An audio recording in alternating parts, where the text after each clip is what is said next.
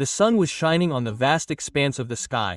Every drop of water in the Arabian desert was scorching. The waves of sand rose as if it were the waves of the sea. There was desolation as far as the eye could see, but in the midst of this desolation, a ruined mosque remained, which was a proof of the ravages of time and human indifference.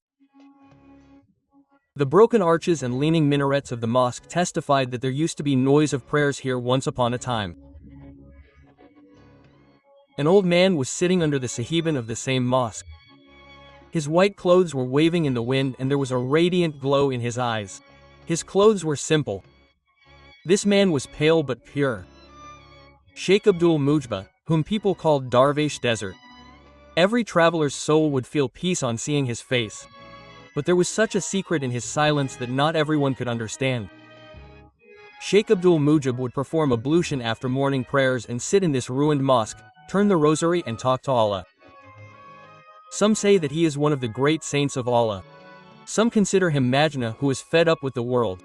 But the sheikh did not care about anyone. There was always one prayer on his lips.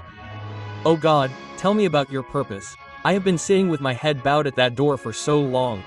That day when the sun started to burn more than necessary and the burning waves of sand scorched even the air. The sheikh closed his eyes and saw a strange dream. The sheikh is swimming in a deep ocean.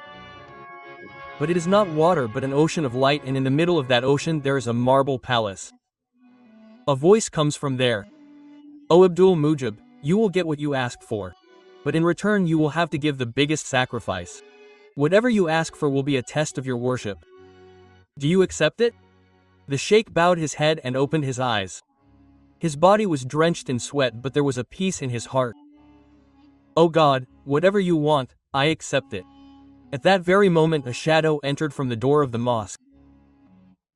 A young traveler whose face was covered with dust and body was tired. The sheikh smiled and called him to him. "Son, where are you coming from and where do you intend to go?" "Sir, I am coming since evening. I lost my way. I am hungry and thirsty. I could not find any inn. May Allah reward you for the shelter you gave me." The sheikh took out an old tiffin. It contained dry bread and some dates. He offered it to him and also a jug of water. The traveler ate it satiatedly. Then he started crying bitterly. "Why are you crying, O son?" The sheikh looked at him with deep eyes. "What is your wish, sir?" "I love the daughter of a king. Not love of sight but love of heart. But I know that I am not worthy of this. That is why I pray to Allah that either He frees me from this love or He does some miracle." The sheikh closed his rosary and raised his eyes towards the sky. "O Rabbi, is this the test for which you have chosen me?" The traveler looked at the sheikh in surprise. The sheikh held his hand and said, "Son, if this love is pure, then have faith, Allah will open the way. But are you ready to make every sacrifice in the path of Allah?" "Yes, Hazor." "Then listen, this dervish will take you on that path, from where your fate will change. But first you will also have to pass a test." Quote. The traveler bowed his head and with this the first door of this mysterious story opened. At night, when the cold winds of the desert started blowing and the sky was filled with stars, the sheikh fell in prostration and prayed to Allah. "O Lord, if this is the path in which you have your pleasure, then give me strength so that I can see your miracle for this boy." And the next day the sheikh announced that he would go to the court of the sultan and beg. But what he would ask for would not be zakat or sadaqah. Rather it would be the daughters of the king. People were surprised. They used to make fun of him. "The old fakir has gone mad. He asks for the king's daughter in alms." But the sheikh would smile and say that whatever is asked for in the name of Allah is not impossible. And from here began that journey which would combine love, a test and a spiritual purpose to create such a surprising incident that every person's eyes would become moist. Next morning when the first ray of the sun fell on the desert sand, Sheikh Abdul Mujib had already performed ablution and offered 2 rakats of Ishraka namaz. There was a calmness on his face but there was a determination in his eyes, an attraction which is not seen in any ordinary person. He took that young traveler along and started walking on the hard sand of the desert with the help of a stick. As soon as he entered the city, people were surprised to see the dervish. With his white beard, bare feet and rosary in his hand, every person would bow his head and salute him. But when the sheikh announced that he was going to beg in the sultan's court, the same surprise and mockery started again. "What alms are you going to beg for, Sheikh Sahab?" The king's daughter Sheikh replied smilingly. People laughed. Some said that perhaps he has fallen in love in his old age. The sheikh did not stop. He kept walking towards the palace with the young man. As the sheikh came closer to the palace, the army commanders and ministers gathered there. The sultan's guard tried to stop him, but the city's senior scholars intervened. "This is Sheikh Abdul Mujib. The sultan himself consults with the spiritual personality of the city." The sheikh was brought inside the palace. The sultan was sitting on his throne. He had a rosary in his left hand and a Persian book in his right hand. When he saw the sheikh coming, he came down from the throne. "Hazur Sheikh, you are here?" The sultan said politely. "Salam alaikum ya sultan." The sheikh replied, "If you need anything, a gesture is enough." The sheikh looked here and there. Then standing right in front of the sultan, he said, "O sultan, I have come to beg." The sultan smiled and said, "Order me to place half of my treasure at your feet." "No, I don't want a waterfall, land, palace or treasure. I have come to beg for your daughter." Quote. The entire court fell silent. Some laughed loudly, some expressed regret at this mockery of worship. But the sultan's eyes filled with tears. He said, "Hazur Sheikh, are you joking or is it some spiritual sign?" "Is this a spiritual sign or sultan? By the order of Allah, I am asking for your daughter for this young traveler." Quote. The sultan's eyes fell on that young man. There was modesty in his eyes. His head was bowed. Then he looked at his ministers. They were all stunned.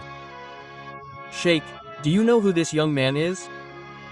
"Yes, a traveler who is in love, but that love is pure." The sultan took a deep breath. "Sheikh, if this request had been made by someone else, I would have laughed and refused. But I am forced to think on your request. But my daughter is not an ordinary girl. She has taken your teachings since childhood. She walks on the path of God. Will she agree?"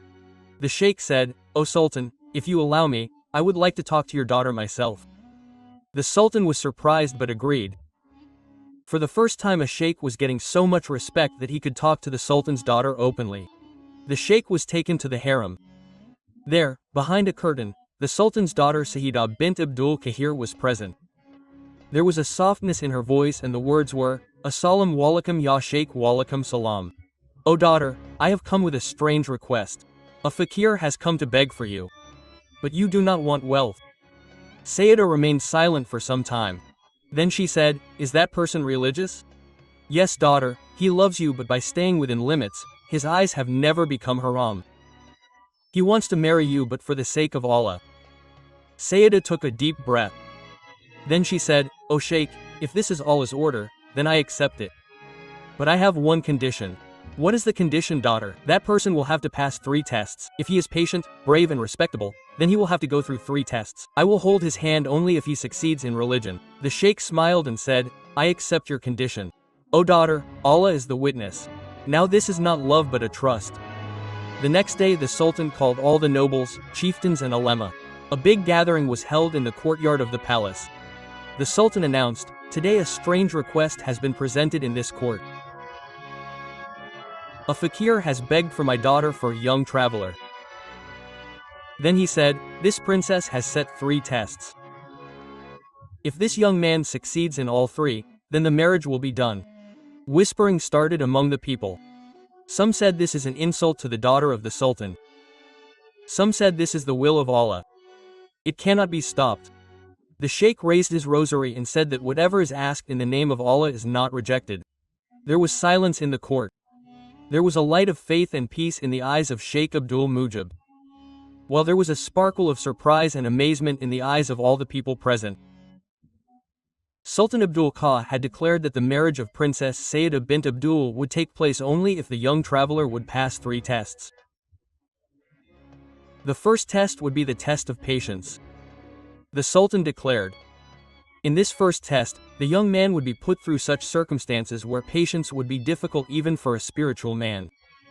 He would not get rest, nor food on time, nor would he be allowed to talk to anyone. Only the mention of Allah and the voice within.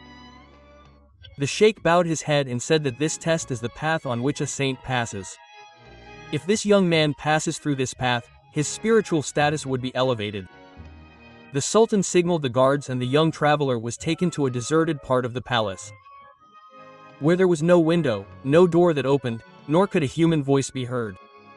There was just a small skylight through which the daylight would peek and the loneliness of the night would descend.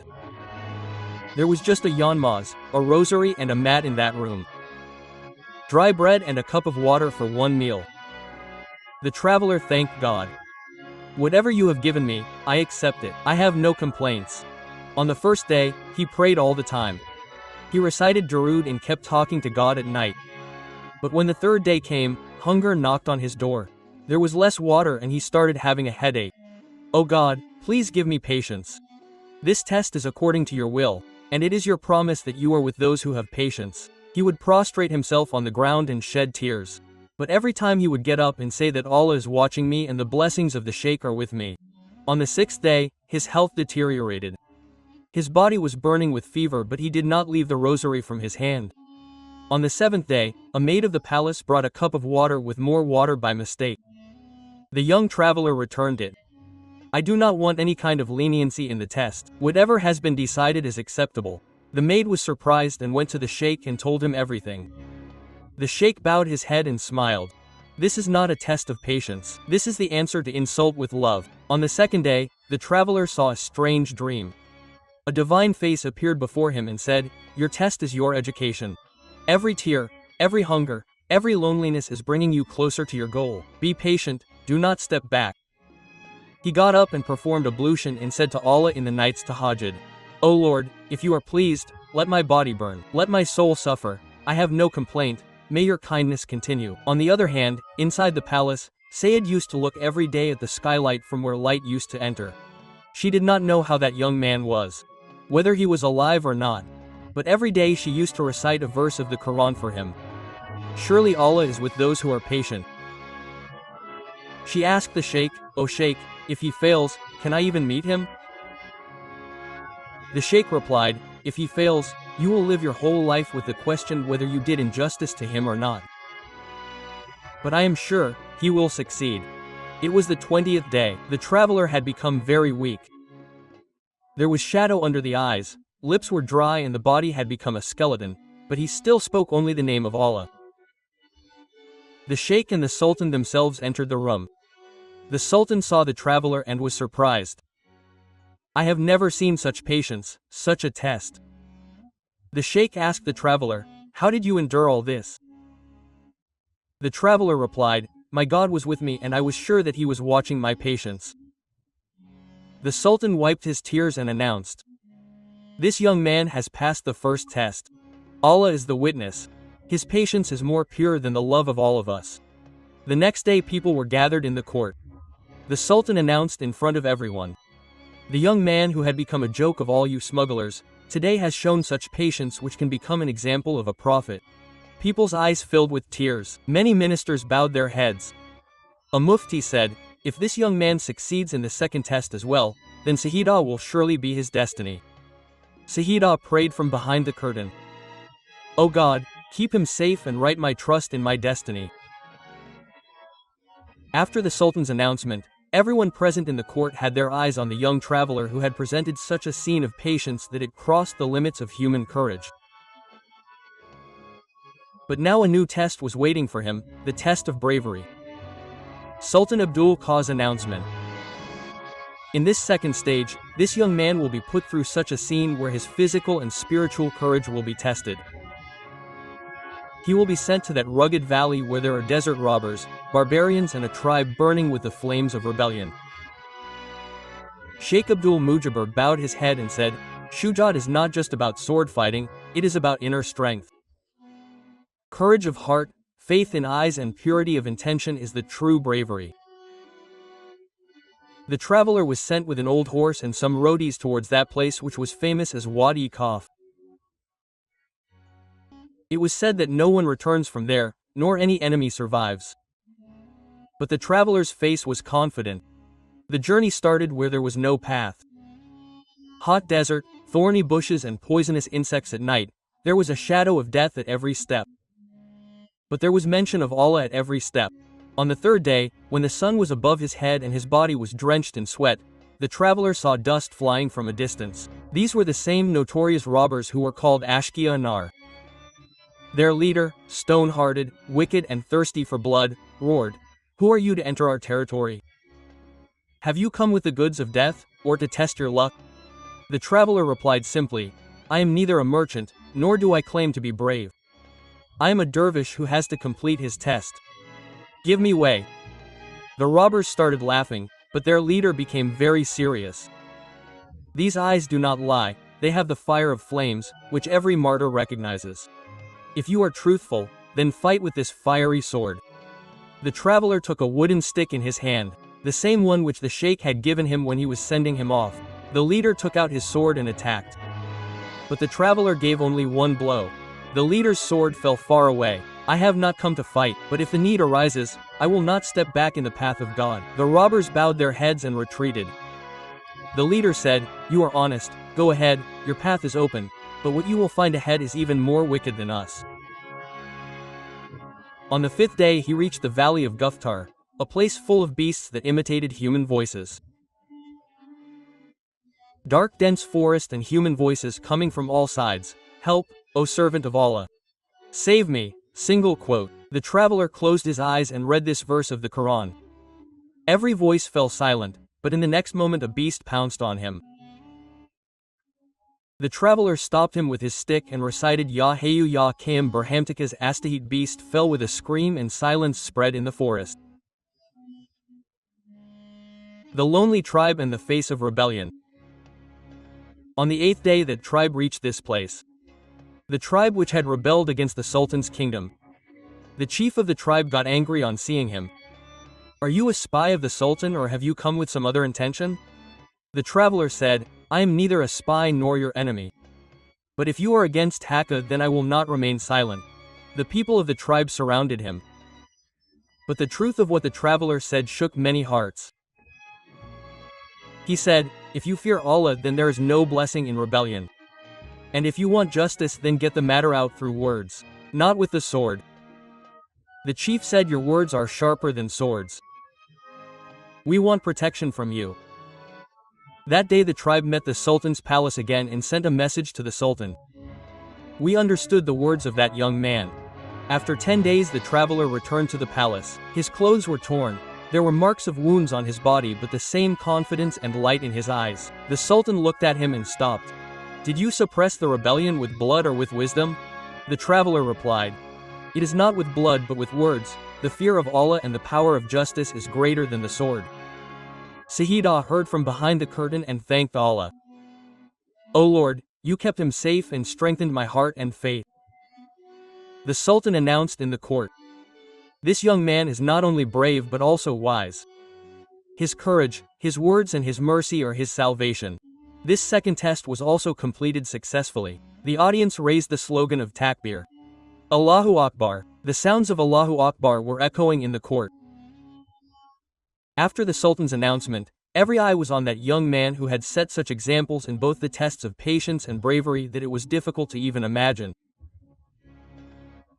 But now the stage that was in front of him was the most delicate, the most disobedient and the one that would tear the heart. The test of love and sacrifice.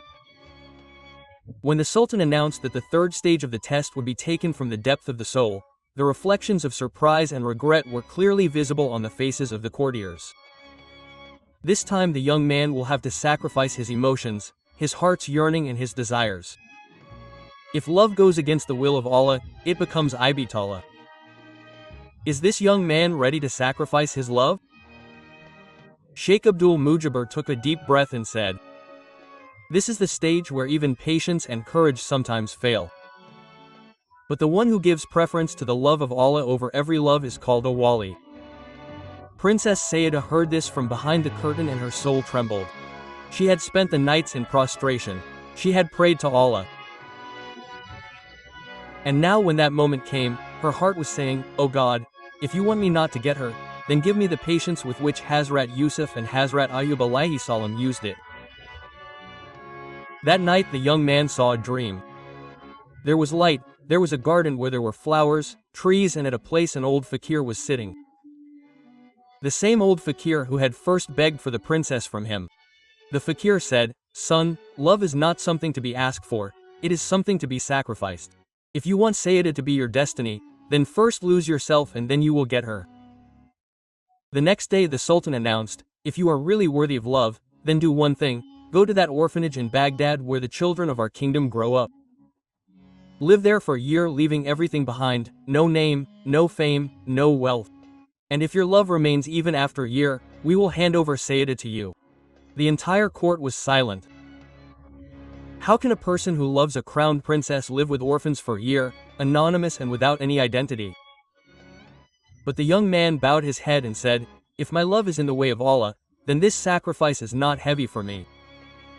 The young man was dressed in a poor dress and sent to a small orphanage on the outskirts of Baghdad. There were about 100 children there. Some were deprived of their mother's lap, some of their father's shadow, some cried due to hunger, some due to memories. The young man lost even the identity of his name there. The children started calling him Amu. He would wake them up in the morning, cook food, apply ointment on their wounds and tell them stories at night. Days, weeks and months started passing. The young man had never imagined that the princess would become his life partner. Now he started looking for solace in the eyes of the children. One day a letter came without a name, which could only be identified by the fragrance of the perfume. It was a letter from Sayyid. "If your heart still loves me, then tell me whether you love me the same way as you did on the first day, or has the love of these innocent children given you a better partner than me?" The young man read the letter, closed his eyes and sent a reply. "I had prayed to get you. But now my prayer is that you get someone who brings you closer to Allah." 1 year passed. The Sultan himself came to Baghdad. He called the young man to the court. The Sultan asked, "Do you still love Sayyid?" The young man said, "Now my love has become worship. If she is in my destiny, I will get her. If not, then this spiritual freshness I got from her love is enough for me." At that very moment, the same old fakir came again. The courtiers recognized him. He was the person who had first begged for the princess. He said, "Sultan, you had promised that whoever completes the 3 tests will get the reward." Sultan said, "Yes, and I will keep my promise."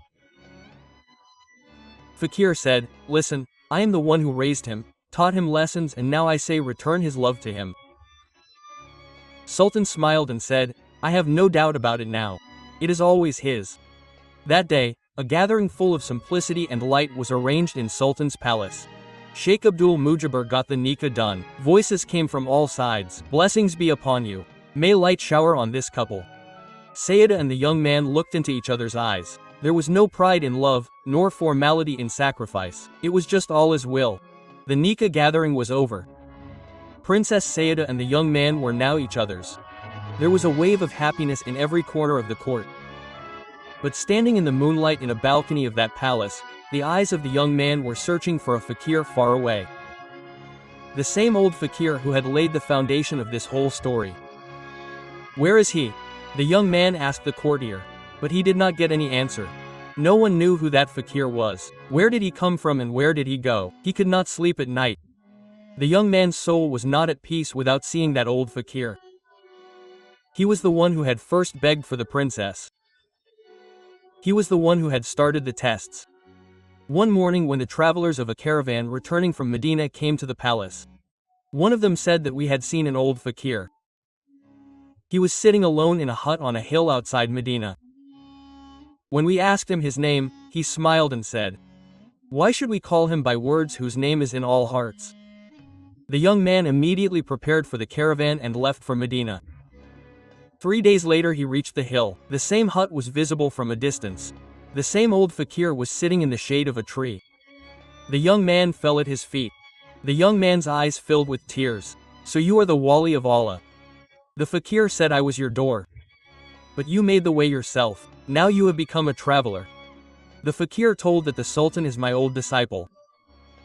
When he got the power, he followed my advice.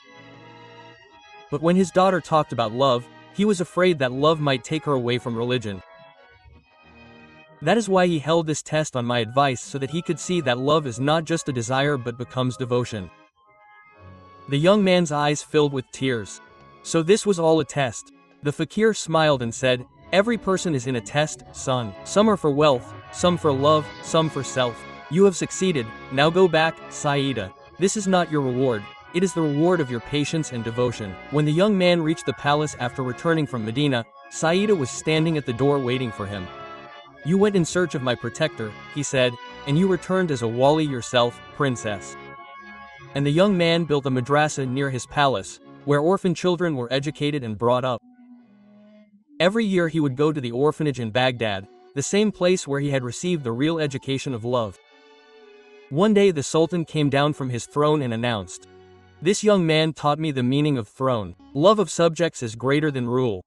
There are 3 big lessons in this story.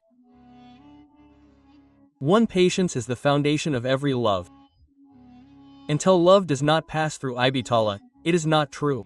2. Nothing is achieved without sacrifice. Only that thing which is sacrificed in the name of Allah becomes pure. 3. Spiritual love is the real love.